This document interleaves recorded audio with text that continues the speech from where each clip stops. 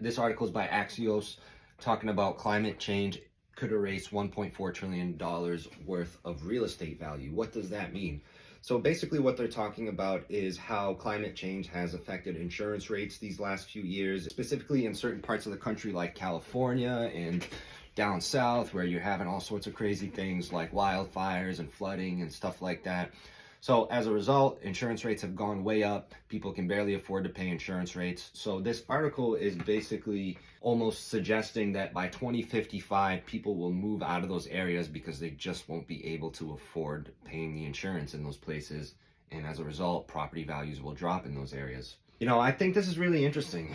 Very, very interesting, because you're not really talking about areas that like people don't want to live in, right? Some of these areas are really big major cities like Los Angeles, Miami, you know, even South Florida. You're talking about a place that during the pandemic people were flocking to, you know, same with Texas and, you know, certain places down south. So it's very interesting because I do think these are desirable areas that people want to live in, but are plagued with all these issues. And it's not just climate change, in my opinion. You also have to factor in other things like inflation, you know, like the economy in those areas, job growth, homelessness, crime, violence, things like that. So it's a multitude of things that affects something like this happening. So I think it's a bold statement of Axios to say that by 2055, they're just going to lose all this value in real estate. It's really hard to say. And I think a lot of factors weigh into this.